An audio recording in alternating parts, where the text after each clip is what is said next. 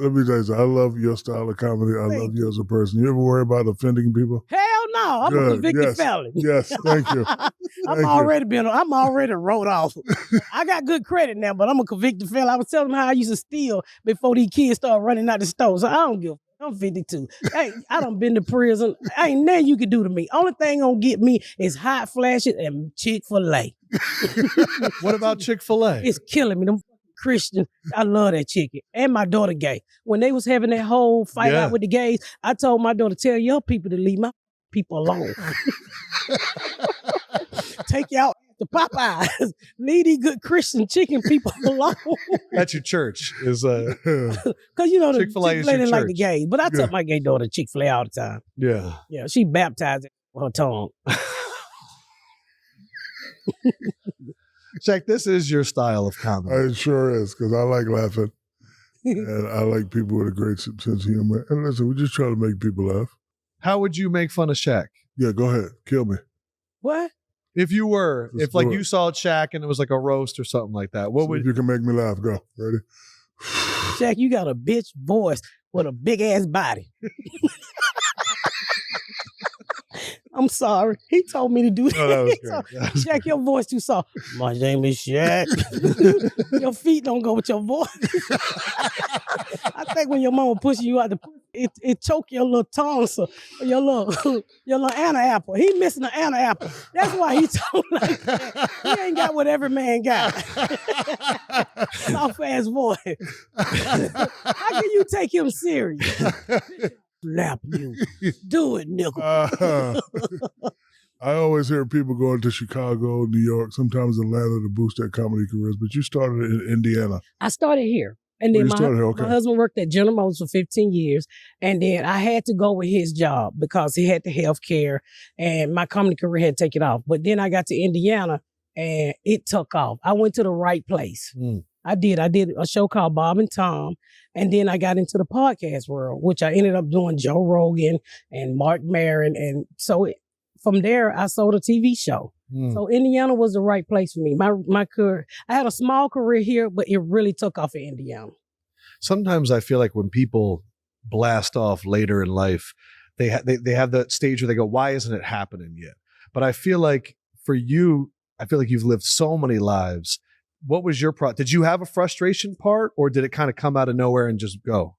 Well, no, it can't. I did have a little frustrated. Good part about me is my husband had a good job. So I didn't experience what a lot of comedians experience, like homeless.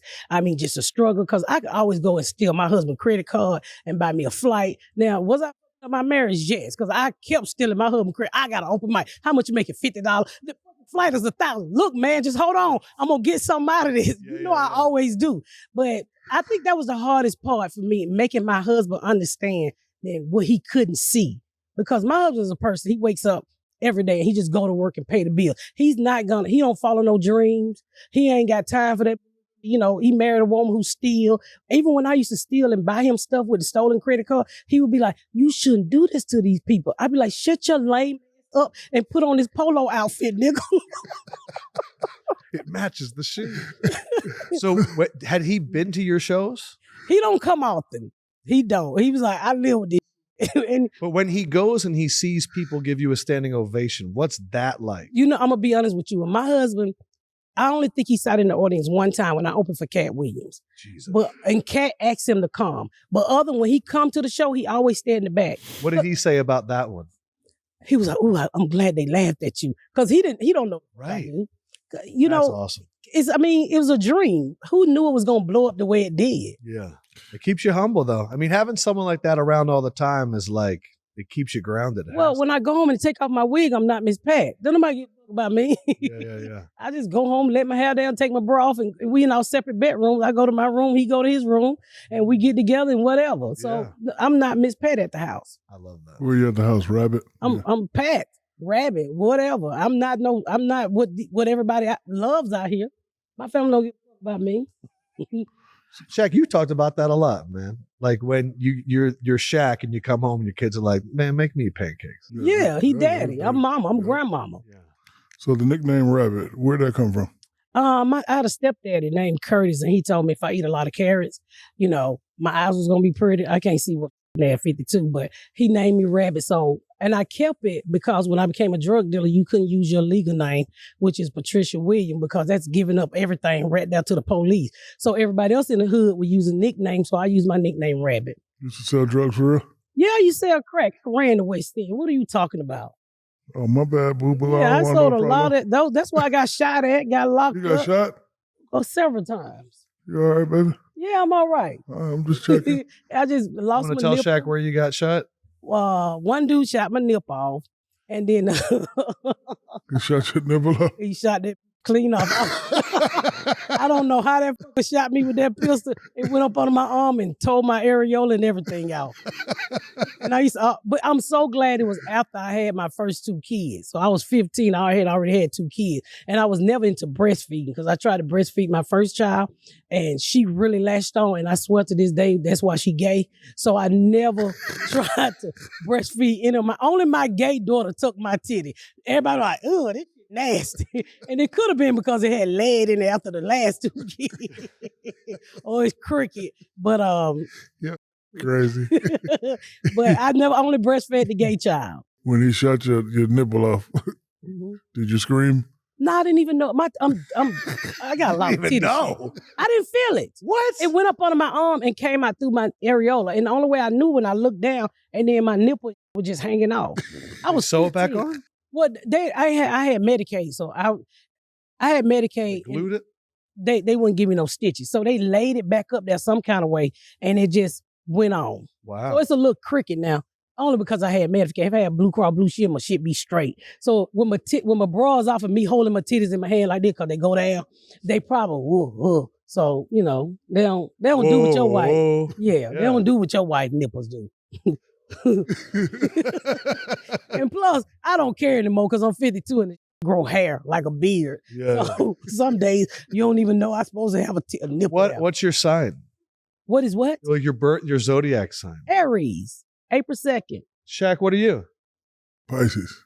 When your birthday? March 6th, so we get along perfect. Shaq, my baby birthday March 8th. Oh, for real? Yeah, Junebug. Junebug? Yeah, that's my baby June. You ever watch my show? No, I haven't. You should watch the Miss Pat show. I be out. talking just like this on the show. A real black family. So it's I know it's Emmy nominated. I know 3 times.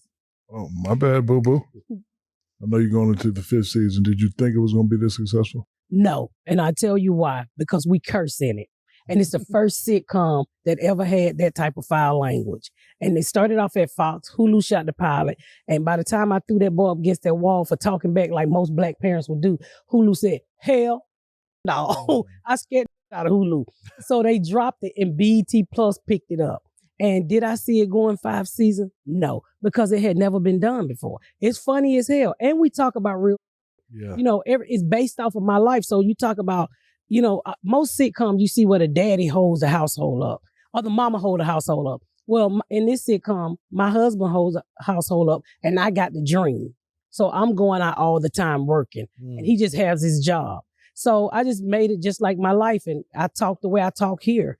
And people fell in love with it. It was an untapped voice, which is me. You never seen a mama like me on TV, but I was in damn near every household. Whether I was your aunt, your cousin, your mama, your grandmama, somebody sound like Miss Pat. Yeah. And when they put her on TV, people fell in love. Not just black people, white people, all kinds of people. So, I didn't see it going 5 years. And I thank God every day, and I thank the fan. I definitely didn't see it getting nominated for no damn Emmy. I don't ever win, but I be there in them big dresses. Yeah.